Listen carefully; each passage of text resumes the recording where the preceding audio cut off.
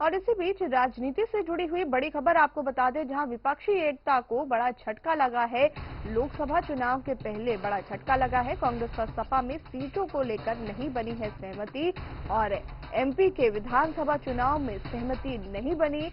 सपा ने 9 उम्मीदवारों की सूची जारी कर दी है। तो खबर आपको बता रहे हैं, जहां पर विपक्षी एकता को बड़ा झटका लगा है। कांग्रेस और सपा में सीटों को लेकर के सहमति अभी तक बनती नहीं नजर आ रही है। आपको बता दें कि मध्य प्रदेश चुनाव के लिए सपा ने 9 उम्मीदवारों की सूची भी जारी कर दी है।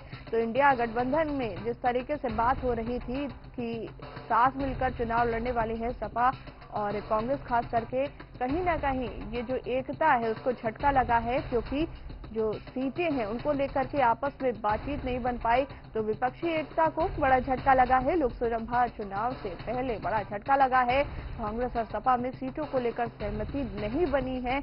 एमपी के विधानसभा चुनाव में सीट शेयरिंग पर सहमति नहीं बनी। आपको बता दें कि सपा ने 9 उम्मीदवारों की सूची को जारी कर दिया है।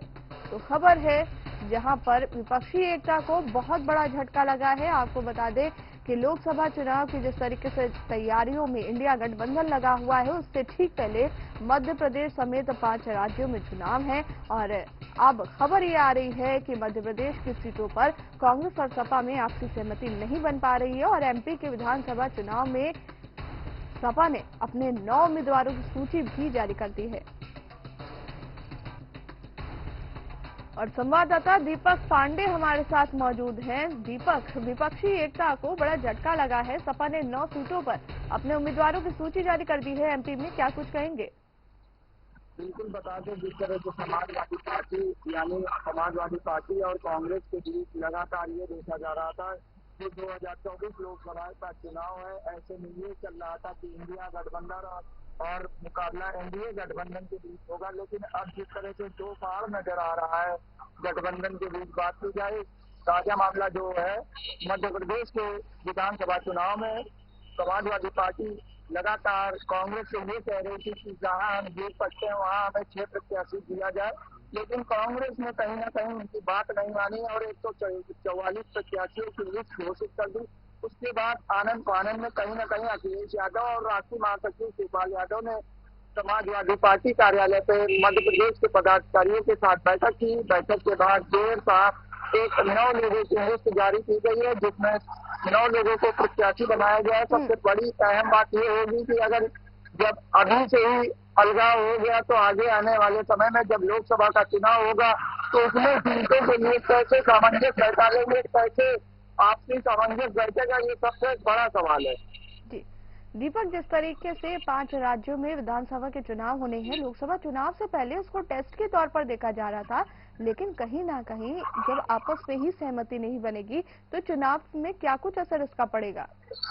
जी बिल्कुल, अगर बात की जाए चाहे इंडिया गठबंधन की चाहे एनडीए गठबंधन की, जितने भी दल जिसके साथ है, अगर बातों में सहमति नहीं बनती, सीटों में सहमति नहीं बनती या किन्हीं कारणों से सहमति नहीं बनती, तो उनको जो ये 2024 का चुनाव दिख रहा है, जो सत्ता तक जाने का या दिल्ली तक जाने का जो रास्ता है वो कठिन राहों पर जाता हुआ दिखाई दे रहा है। चाहे इंडिया गठबंधन की बात करें या समाजवादी पार्टी की बात करें या कांग्रेस की बात करें, देखिए सबसे बड़ी बात है कि भारतीय जनता पार्टी जितने दलों के साथ है अभी कोई मतभेद नहीं, चाहे वो बात की जाए चाहे सीटों की शेयरिंग की बात करें या तमाम तरीके की या पीएम के चेहरे की बात करें। अभी सबसे बड़ा सवाल ये है कि इंडिया गठबंधन में अभी तो सीटों की बात चल रही, लेकिन जब प्रधानमंत्री की दावेदारी आएगी, आखिर प्रधानमंत्री कौन बनेगा, प्रधानमंत्री का चेहरा कौन होगा, सबसे बड़ा समय तब वो रहेगा कि आखिर कौन ये कहेगा कि हाँ ये, चाहे राहुल गांधी की बात करें, चाहे अखिलेश यादव की बात करें, चाहे ममता बनर्जी की बात करें या केजरीवाल की बात करें या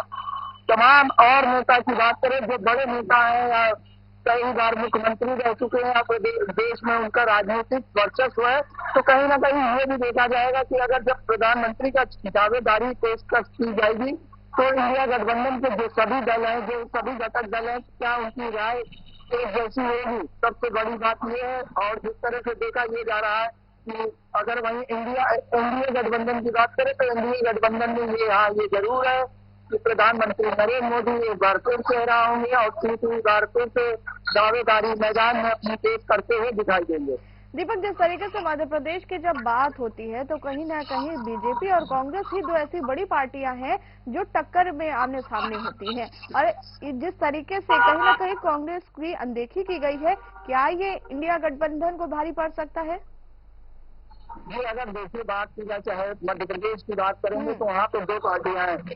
पहली है भाजपा, दूसरी विपक्ष में इस समय जो है कांग्रेस पार्टी। वही बात की जाए उत्तर प्रदेश की, तो उत्तर प्रदेश में अगर महत्वपूर्ण या विपक्षी भूमिका में कोई नजर आता है तो वो अखिलेश यादव यानी समाजवादी पार्टी आती है। तो ऐसे में समाजवादी पार्टी अब जिस तरह से उसका लगातार जनाधार बढ़ रहा है, राष्ट्रीय नेतृत्व का जनाधार बढ़ रहा है, तो ऐसे में समाजवादी पार्टी ये चाहती थी कि मध्य प्रदेश में वो 6 सीटों पर चुनाव लड़े और कांग्रेस गठबंधन के साथ चुनाव लड़े, लेकिन ऐसा नहीं हुआ।